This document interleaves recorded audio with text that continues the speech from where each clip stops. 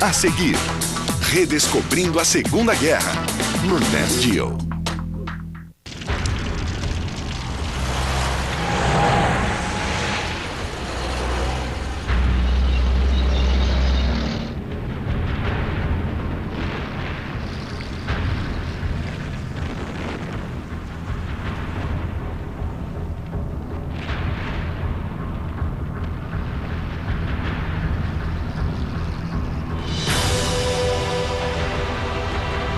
Redescobrindo a Segunda Guerra.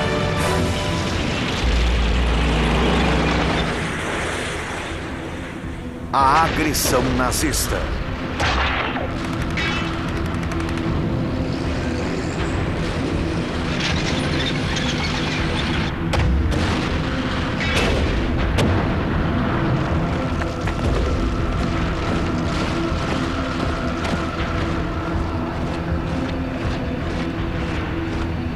Berlim, 1945.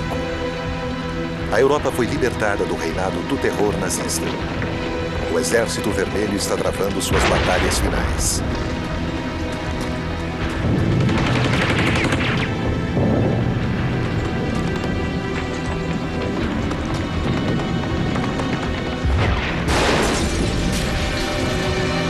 O capitão Yosef Protov, oficial russo, lembra que o ódio era profundo demais, que eles queriam terminar a guerra, aniquilar aquela força que queria matá-los, enfim, acabar com ela de uma vez por todas.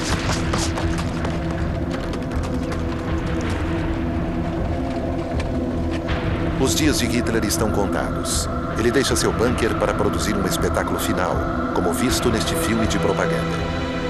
Haveria um soldado ou uma criança desejando morrer por ele?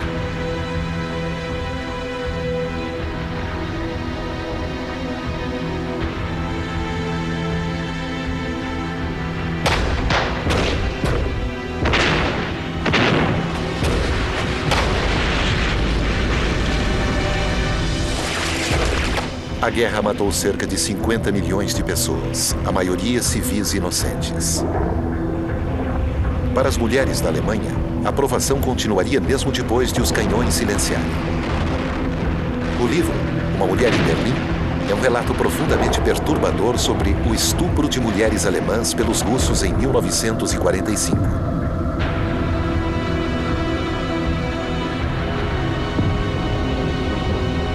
Uma mulher alemã diz no livro: eles me agarraram, me jogaram no chão. Fiquei com a cabeça nos degraus.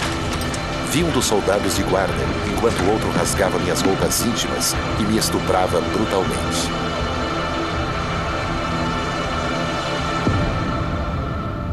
Mas então diríamos, melhor ter um russo em sua barriga do que um americano sobre sua cabeça.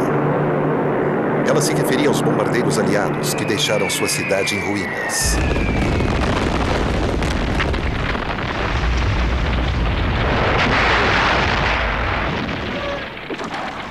A Kurfürstendamm, a avenida mais elegante de Berlim, 13 anos antes. Era a vitrine da Alemanha, uma nação ainda assolada por crises. Um monumento em homenagem aos milhões de vítimas da Primeira Guerra Mundial.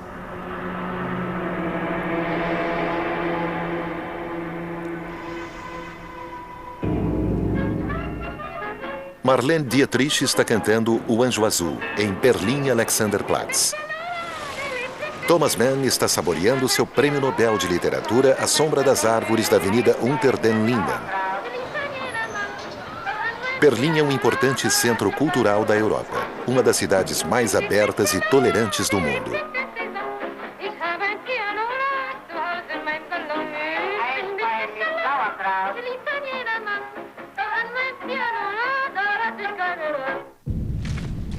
E então, em 1933, tudo aquilo muda.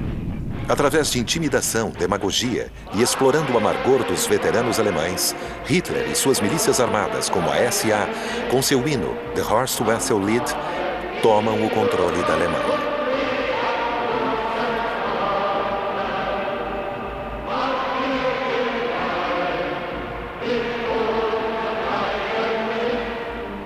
Os nazistas se aproveitam do fato de a esquerda alemã estar dividida e parece até mesmo que Hitler, com sua saudação revolucionária de punho erguido, quer ficar a seu lado.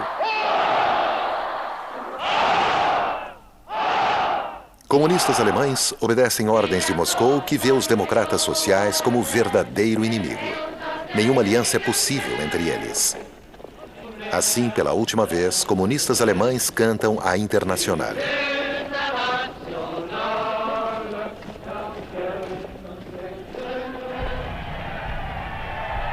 Hitler chega legalmente ao poder em 30 de janeiro de 1933. Em poucos meses, sua ditadura está firmemente estabelecida. Ele se torna Die Führer, o líder. Seus apoiadores se erguem e gritam: Heil Hitler! Mas nem todos os alemães estão totalmente convencidos. Por isso, na Alemanha, Hitler repete insistentemente seus simplistas slogans nacionalistas.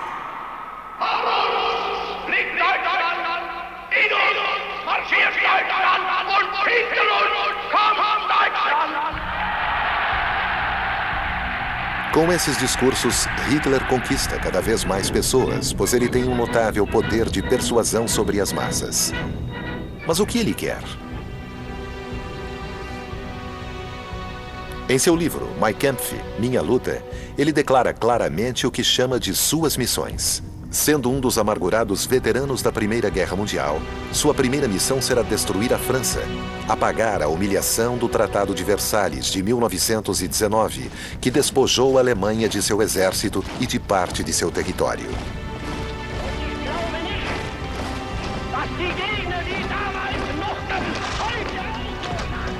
Em seguida, ele quer conquistar o que ele chama de Lebensraum, espaço vital. A Alemanha tem uma população de 80 milhões de pessoas, 2 vezes a da França. Ele quer transformar a Alemanha na potência mundial que ela merece ser. Antissemita patológico, Hitler também assumiu a missão de assegurar a superioridade da raça ariana germânica, ameaçada pelos judeus. Para ele, os judeus eram a causa da Grande Guerra, da derrota da Alemanha, da inflação e do desemprego. A próxima guerra será uma guerra contra os judeus.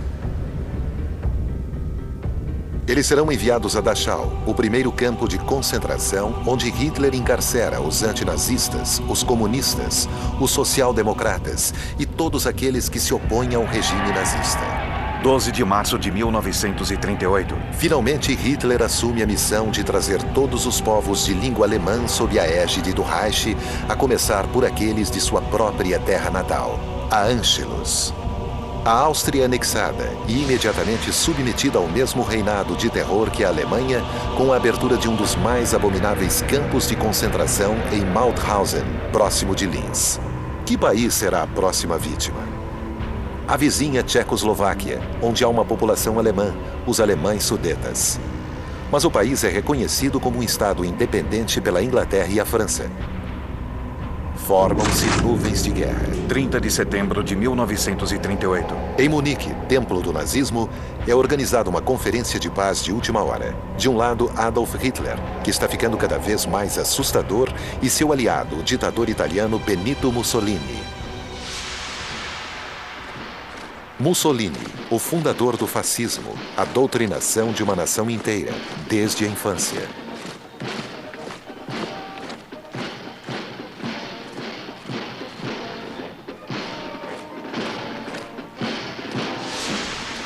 Do outro lado, as democracias ocidentais, vitoriosas, mas exaustas devido à Grande Guerra. Neville Chamberlain, o conservador primeiro-ministro britânico, e Édouard Daladier, o radical socialista e premier francês, querem manter a paz.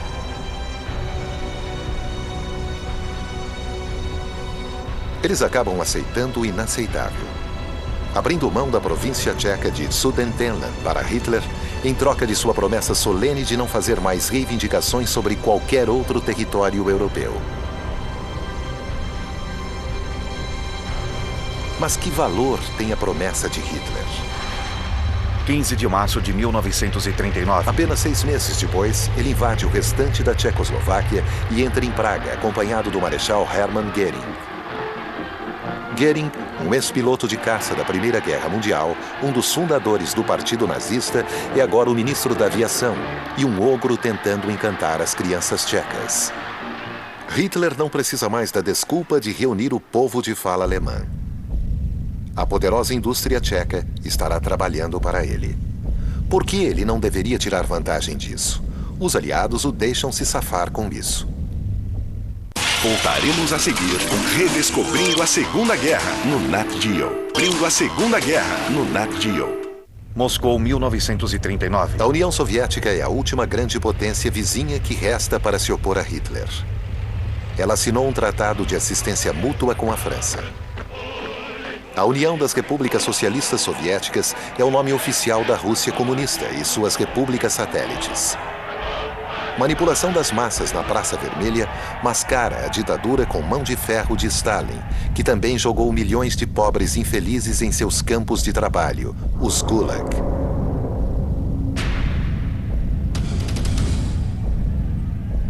A industrialização e a militarização forçada fizeram da União Soviética uma grande potência. Apesar de seu medo do comunismo, as potências ocidentais contam com a União Soviética.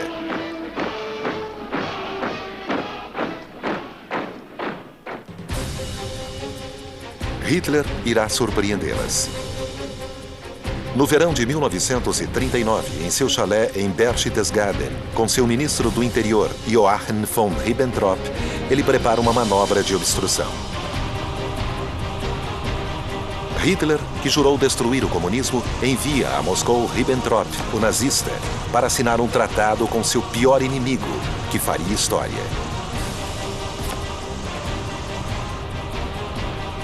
Quando Molotov, ministro do exterior de Stalin, assina o Pacto Germânico-Soviético, comunistas são tomados completamente de surpresa, como esses membros do Partido Francês.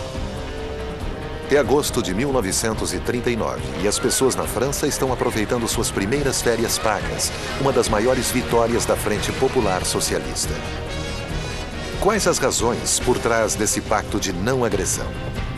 Os soviéticos dizem que Stalin está querendo ganhar tempo, deixando que Hitler e as potências ocidentais matem uns aos outros. Talvez Stalin, que pretende tomar os países do Báltico e parte da Polônia, tenha até a ilusão de que poderia dividir a Europa com Hitler de forma permanente. Em 1936, o Congresso americano havia aprovado a Lei da Neutralidade para evitar que fossem arrastados para uma guerra europeia mais uma vez. Assim, sem nada a temer dos Estados Unidos ou da União Soviética, Hitler decide acabar com o que ele chama de maior monstruosidade do Tratado de Versalhes, o corredor Danzig. Em 1919, o território alemão foi dividido em dois a fim de dar à Polônia acesso ao mar. Hitler decide invadir a Polônia e recuperar Danzig no dia 1º de setembro de 1939, às 5h35 da manhã.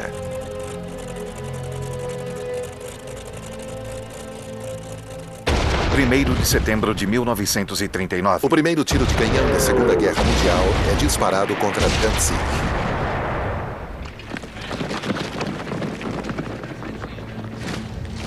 Danzig.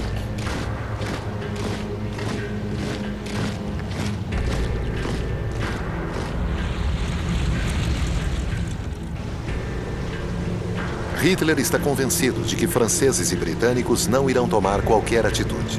Entretanto, os dois governos se reúnem imediatamente e enviam a ele um ultimato, exigindo que ele cesse toda ação militar contra a Polônia. Hitler declara: nossos inimigos são pequenos vermes. E acrescenta: quem quer se meter em uma guerra mundial por Danzig? 3 de setembro de 1939. Às 11 da manhã, o embaixador da Grã-Bretanha em Berlim entrega uma declaração de guerra. Às 5 da tarde, a França declara guerra contra a Alemanha. Hitler mal pode acreditar. Generais alemães estão diante do pior dos cenários: guerra em duas frentes. Mas a sorte está lançada. Hitler envia a Wehrmacht, as forças armadas da Alemanha nazista, para a Polônia.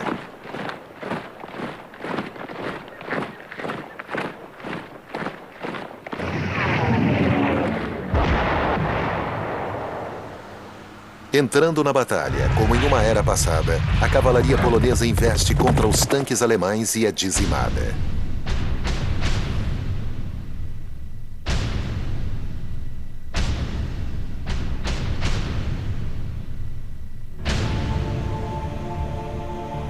França, 3 de setembro de 1939. Paris. Estação de trem Gare de l'Est. Muitos desses homens saltaram dessas mesmas plataformas 25 anos atrás em uma atmosfera completamente diferente. Em agosto de 1914, eles marcharam confiantes para a guerra com flores em seus rifles. Mas desta vez não há flores. E não há rifles.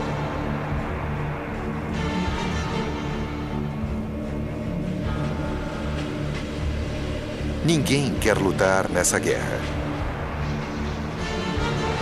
4 milhões de homens são mobilizados. Muitos são fazendeiros. A França ainda é um país em grande parte rural. Eles partem para a fronteira alemã a pé, com seus oficiais os acompanhando a cavalo. Exércitos ainda dependem muito de cavalos, e eles são requisitados no mundo todo. A motorização ainda não conseguia suprir o necessário. Gaston Siré, motorista de um desses caminhões ultrapassados com resistentes pneus de borracha, recorda que havia muita falta de equipamento. Recorda que em cada caminhão tinha um rifle para cada 2 homens e que tinha uma caixa com 10 projéteis, mas que não tinham permissão para abrir. Era ridículo. Se tivéssemos tido o que precisávamos, diz Gaston, teríamos lutado, porque não éramos grandes amigos dos Boches. Boche era um termo pejorativo usado para designar os soldados alemães durante a guerra anterior. Eles também eram chamados de vert de gris, que em francês significa verde campo, a cor do uniforme dos soldados, que lhes permitia que não fossem notados enquanto se movimentavam. Mas quem são esses soldados? Vejamos, por exemplo, um desses jovens alemães marchando enquanto canta. Nossa bandeira tremula diante de nós. Nossa bandeira é uma nova era. Nossa bandeira é mais forte do que a morte.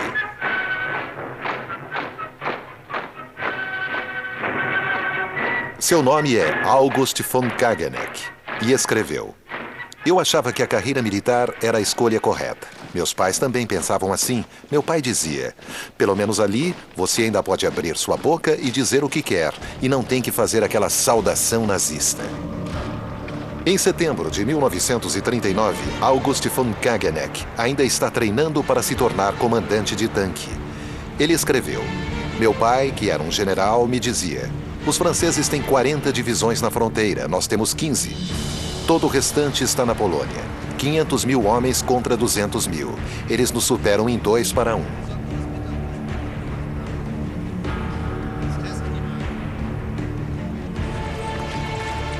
Forças francesas atacam em 7 de setembro de 1939, 4 dias depois de declararem guerra. Essa ofensiva, lançada para mostrar à opinião pública que a Polônia não havia sido abandonada, avança 8 quilômetros na região do Saar. O Departamento de Cinema do Exército Francês mostra os espólios da guerra. Bicicletas. Como se pode ver com esses felizes ciclistas, que recuperaram as bicicletas que haviam sido abandonadas nos vilarejos alemães.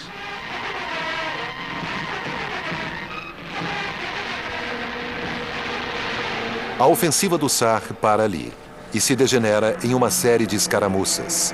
Ataques por comandos de elite liderados pelo herói Joseph Darnan, que recebe a menção na ordem do dia de primeiro soldado da França.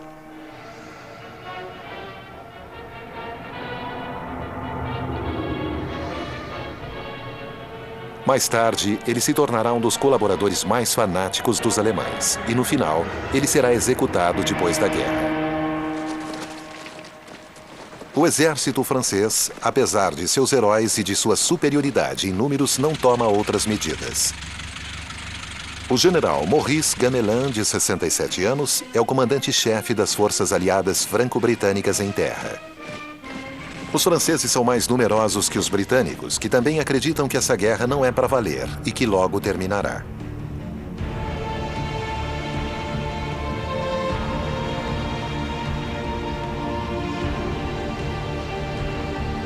O próprio Gamelin não deseja lutar novamente a guerra de 1914.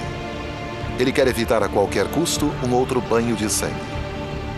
Ele acredita que precisa de 2 anos em segurança por trás da linha de Maginot para voltar a armar o país. A linha Maginot é fruto do trabalho de um ex-ministro da guerra, André Maginot. Esse complexo de fortalezas tinha por objetivo deter os alemães inimigos de uma vez por todas. A construção levou quase 10 anos e consumiu 1,5 milhão de metros cúbicos de concreto e 150 mil toneladas de aço. Todas essas torres com artilharia pesada são ligadas por um labirinto de túneis, 100 quilômetros deles. A linha propriamente dita se estendia por 720 quilômetros, desde a fronteira suíça até a belga. A linha Maginot termina se juntando à floresta Ardennes. O comando militar francês achava que tanques alemães nunca conseguiriam atravessar esse terreno extremamente difícil. A França não estendeu a linha até o mar porque a Bélgica, antes de declarar sua neutralidade, era aliada da França e tinha se oposto a isso. Essa parte norte do fronte é controlada por um exército francês e pelas forças expedicionárias britânicas, mais tarde reforçadas por canadenses e tropas do longínquo Império Britânico.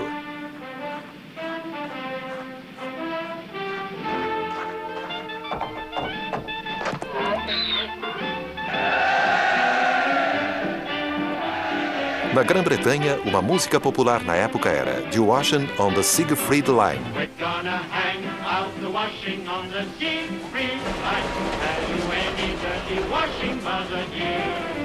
We're gonna hang out the washing on the Siegfried Line, 'cause the washing day is here.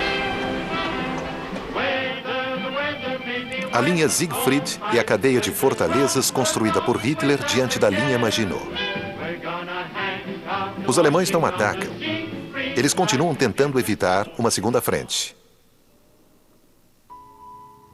Mas os franceses tomam algumas precauções.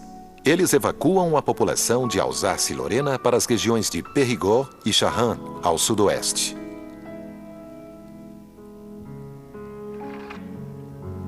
Estrasburgo, uma cidade fantasma, abandonada por sua população, vazia, especialmente sem viva alma nas sinagogas.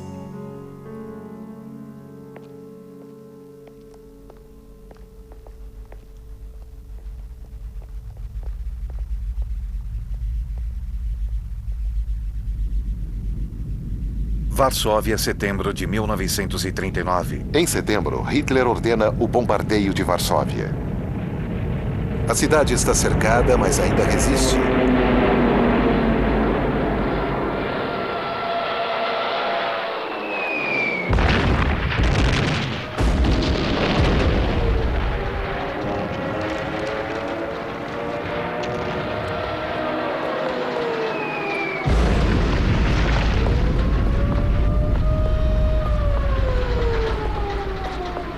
O Führer quer incutir terror nos corações e nas mentes, não apenas dos poloneses, mas também dos franceses e britânicos.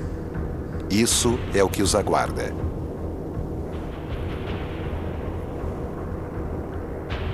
Nova York, setembro de 1939. O mundo está horrorizado. Em Nova York, o bombardeio de Varsóvia está nos luminosos em Times Square e nas primeiras páginas de todos os jornais. Franklin D. Roosevelt, presidente dos Estados Unidos, dirige-se à nação. This nation will remain a neutral nation, but I cannot ask that every American remain neutral in thought as well. Even a neutral has a right to take account of facts. Even a neutral cannot be asked to close his mind or to close his conscience. O bombardeio de Varsóvia mostra o quanto as cidades são vulneráveis. Paris começa a proteger seus monumentos e esconde nas províncias as obras de arte de seus museus. Inúmeros abrigos antiaéreos são construídos em Champ-de-Mars e na base da Torre Eiffel, e há frequentes exercícios de ataque aéreo.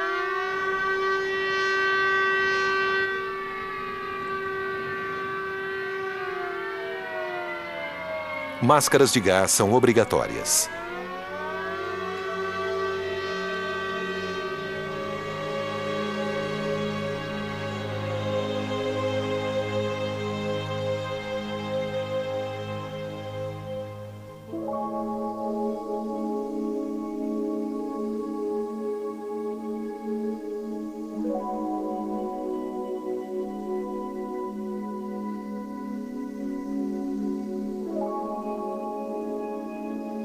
Gases tóxicos eram usados na Primeira Guerra Mundial e agora todos têm medo deles, até mesmo os cavalos.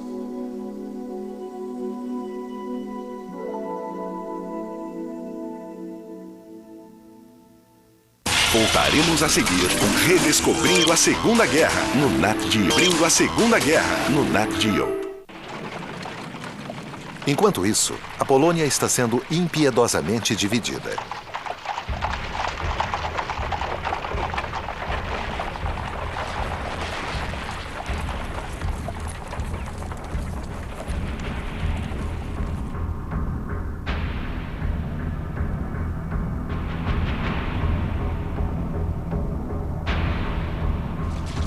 Como havia sido previamente acordado com Hitler, os soviéticos invadiram a metade leste da Polônia. Aqui, soldados alemães e soviéticos se confraternizam, uma visão incongruente para dizer o mínimo. Os nazistas distribuem folhetos que dizem: o exército alemão saúda o exército vermelho de trabalhadores e fazendeiros, pelo qual sempre tiveram o maior respeito. O exército polonês se rende aos alemães e, no leste, aos soviéticos.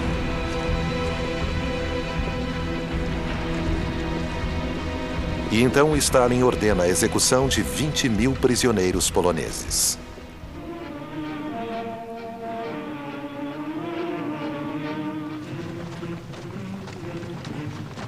Ele quer eliminar a elite desse país que pretende anexar.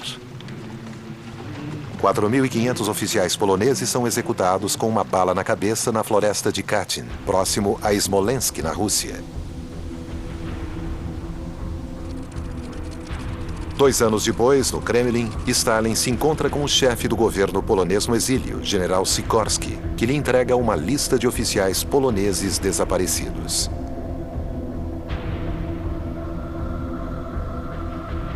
Os soviéticos negam terem tido qualquer participação nisso.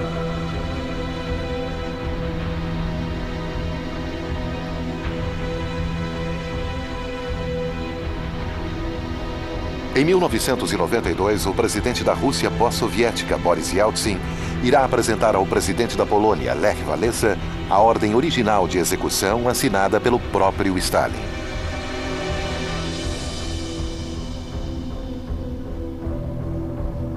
Ocupando metade da Polônia, Stalin está, de fato, se colocando à mercê de Hitler, que precisa de uma fronteira comum com a União Soviética para facilitar seus planos para a invasão da Rússia. Hitler e Himmler, chefe da SS, irão agora cuidar da Polônia, nomeando os nazistas Hans Frank governador-geral das províncias polonesas ocupadas, que declara ter o poder de vida e a morte sobre o povo polonês.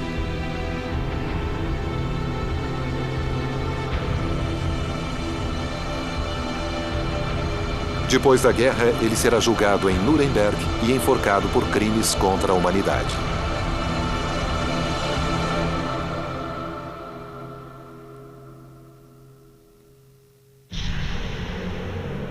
Esses ciganos, mantidos em um cercado, são filmados por um alemão.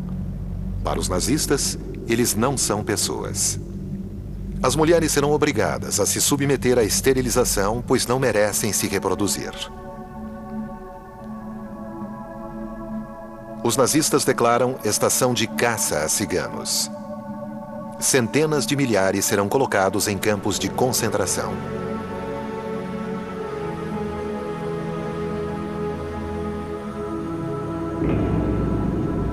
Começa a provação do povo judeu. Agora, os nazistas têm 3 milhões de judeus poloneses à sua mercê.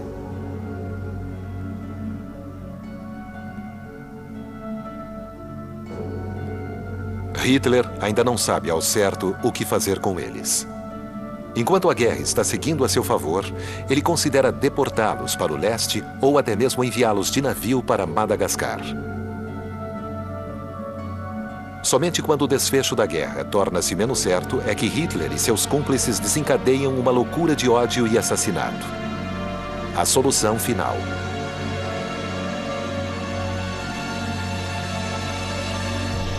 Por enquanto, os judeus têm de ser identificados, marcados com uma estrela amarela e agrupados em guetos, alguns dos quais completamente murados.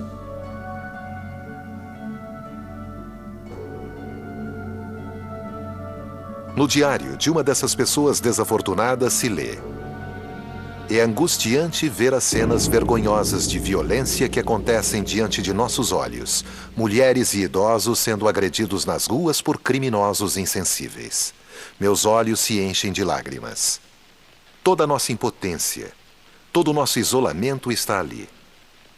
Pessoa alguma vem em nossa defesa. Estamos muito fracos.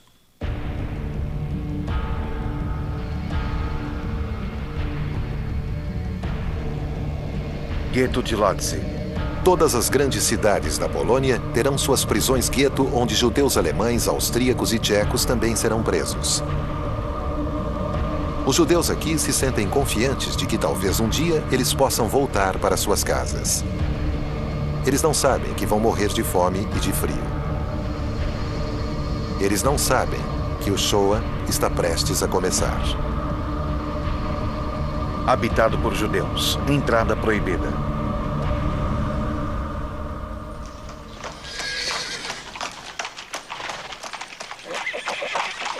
Varsóvia está em ruínas. Hitler vem para ser filmado por uma equipe de propaganda, vista aqui em um carro ao fundo.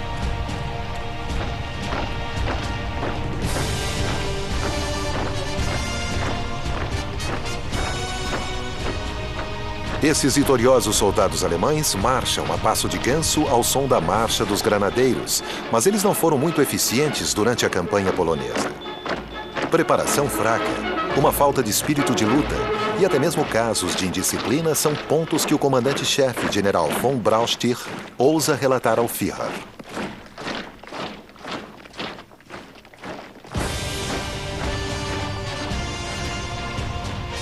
Hitler fica furioso, mas ele é imune à dúvida e ordena que seja preparado o ataque do Oeste, um ataque aos Países Baixos, Bélgica e França.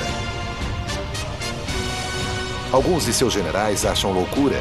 Alguns deles começam a arquitetar um plano para derrubar o Führer. Esse é um momento crucial. O curso da história está na balança. 8 de novembro de 1939. Hitler escapa por pouco de uma tentativa de assassinato. É como se ele desfrutasse de algum tipo de proteção divina. Ao comparecer ao funeral das vítimas, ele já não é mais o mesmo homem. Seu poder sobre o exército e sobre o povo alemão ficou ainda maior. Ele diz aos seus generais que a sua decisão é irrevogável, que atacará a França no momento certo, ou será vitorioso, ou morrerá tentando. Mas Hitler ainda não tem certeza sobre atacar o Oeste, pois ele diz também que a guerra é como abrir a porta de um cômodo escuro, que nunca se sabe o que vai acontecer.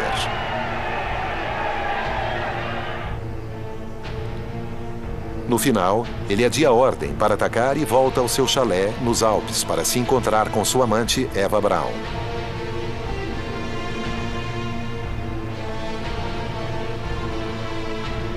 Ela fez esse filme no séquito de Hitler, do arquiteto do Reich Albert Speer, que faz longas caminhadas com Hitler. Speer recorda que Hitler queria rebatizar Berlim como Germânia e que já tinha uma maquete da futura praça Adolf Hitler, com um domo inspirado pela Basílica de São Pedro, em Roma, mas 17 vezes maior.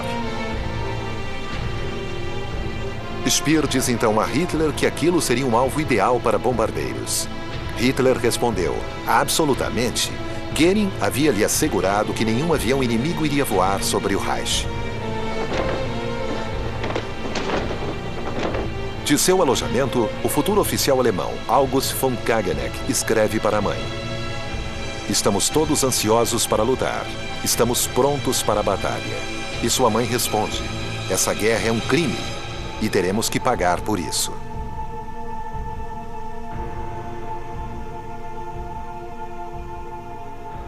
E então a guerra entra em uma fase nova e bizarra. Os alemães a chamam de Sitzkrieg, a guerra sentada. Os britânicos a chamam de guerra falsa. E para os franceses, ela é drôle de guerre, guerra de brincadeira.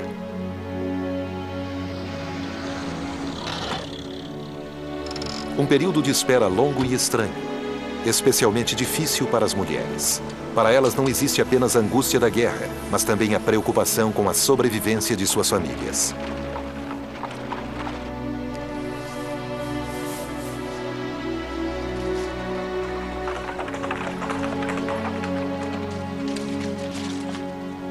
Assim como na última guerra, os soldados cavam trincheiras e tentam fazer o melhor. O soldado francês Gaston Siré escreve à sua esposa dizendo que está 30 graus abaixo de zero. O pão está congelado e que ele ainda tem um pouco de sorte, que deram a eles um pouco de palha e assim eles podem dormir melhor.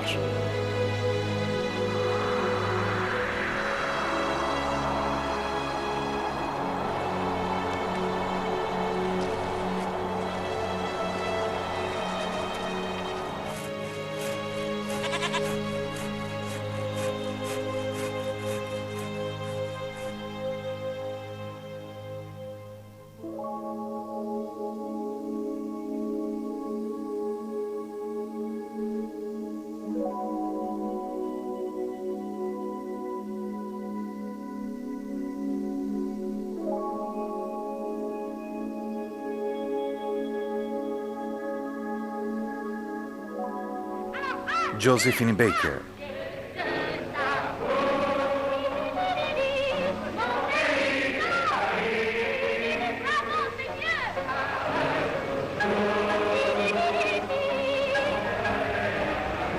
O inverno de 1939 e 1940 é de fato um dos mais frios do século. Para tornar as coisas ainda piores, todos os invernos dessa guerra serão brutalmente frios.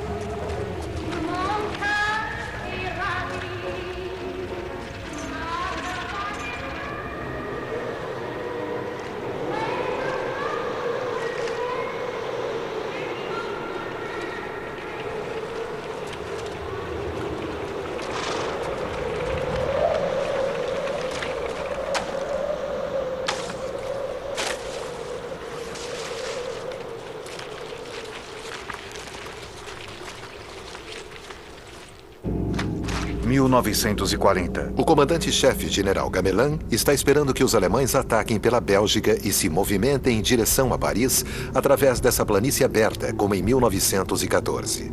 Gamelin planeja enfrentar os alemães em solo belga. Na França, o coronel de Gaulle, um oficial de tanques que está começando a se projetar, critica essa estratégia. Ele a chama de mentalidade da linha Maginot, que consiste em esperar que o outro lado faça o primeiro movimento. Em seu livro Towards a Professional Arm, ele argumenta a favor de se tomar a ofensiva, fazendo pesado uso de tanques.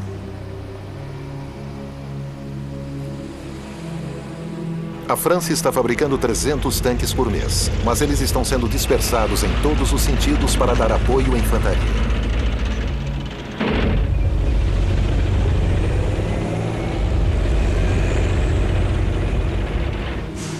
A aviação francesa também ficou para trás. A França fez um pedido de 4.000 aviões aos Estados Unidos, apesar da crescente tendência isolacionista defendida por Charles Lindbergh, o herói que fez o primeiro voo transatlântico solo e agora é um importante incentivador do movimento America First. If you believe in an independent destiny for America, if you believe that this country should not enter the war in Europe, We ask you to join the America First Committee in its stand. É a voz isolacionista dos Estados Unidos e de personalidades públicas como Henry Ford, o antissemita fabricante de carros. Ou como Joseph Kennedy, embaixador americano em Londres que é contra a guerra, enquanto seu filho, John, o futuro presidente Kennedy, apoia as democracias europeias. Simpatizantes dos nazistas nos Estados Unidos também contribuem para o clima exaltado que reina no início do ano de 1940. Na Europa, a União Britânica de Fascistas também está bastante ativa. Até o momento, ela está banida. Oswald Mosley, o Führer inglês, desafia o governo bem no centro de Londres. Ele irá passar os próximos anos na prisão.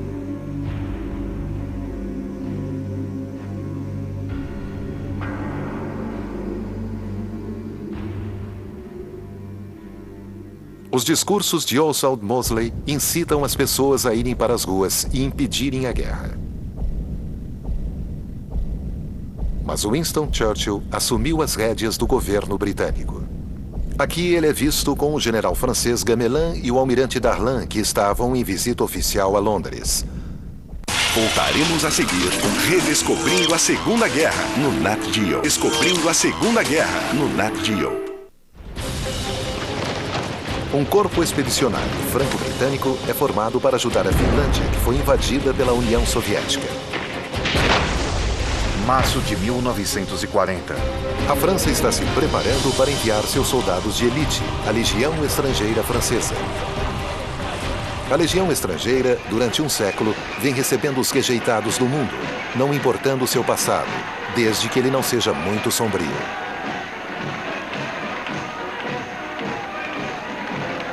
Seu quartel-general em Sidi Belab, na Algéria, agora conta com um grande número de espanhóis republicanos que fugiram de seu país depois da vitória fascista de Franco. Agora, eles estão ansiosos para lutar contra os nazistas que apoiaram Franco. Todos eles farão a longa viagem à França.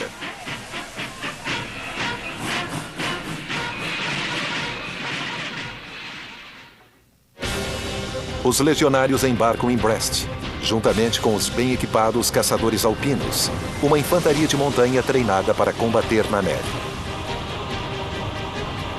Mas a Finlândia e a União Soviética, em 9 de abril de 1940, assinam um tratado de paz. Poucos dias depois, Hitler lança uma ofensiva contra a Dinamarca e a Noruega. A Blitzkrieg, a Guerra Relâmpago. A Wehrmacht toma Oslo em 2 dias. Hitler tenta proteger a Rota do Ferro. O ferro é indispensável para o esforço de guerra alemão, e 50% de seu minério de ferro sueco é embarcado pelo porto da Noruega de Narvik.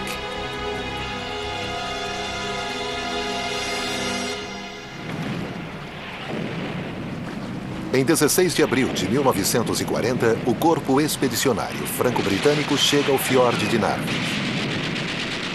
Depois de um mês de luta, os aliados tomam Narvik. A Rota do Ferro é temporariamente fechada.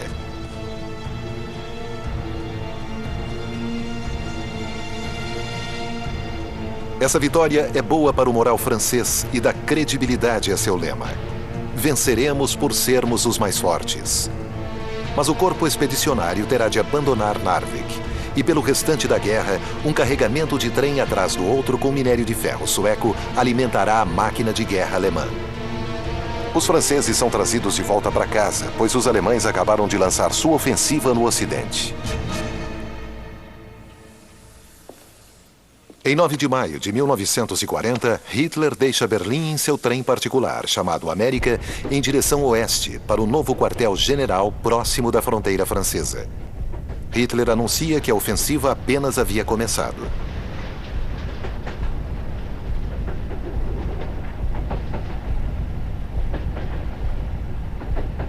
Seus generais haviam submetido a ele seu plano de batalha durante o inverno.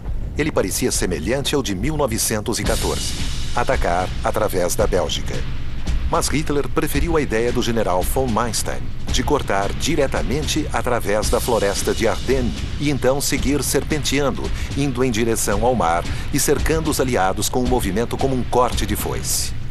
Mas esse movimento é, na verdade, um enorme jogo, pois os aliados poderiam voltar e contra-atacar. Entretanto, Hitler está confiante e observa que o principal é haver um bom tempo. 10 de maio de 1940. O tenente August von Kageneck declara: "Somos as Wehrmacht, as forças armadas da Grande Alemanha, e a vitória é certa."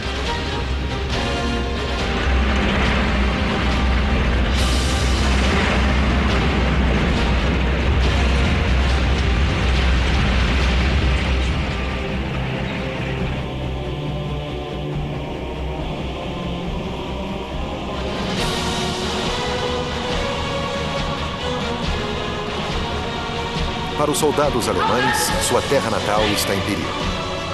Afinal, foram os franceses que declararam guerra contra a Alemanha. Durante a madrugada de 10 de maio de 1940, paraquedistas alemães saltam sobre a Holanda. Sua missão é tomar pistas de aterrissagem e pontes por toda Rotterdam.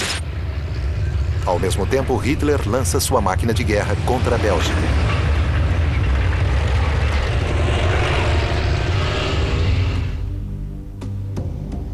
Hitler espera.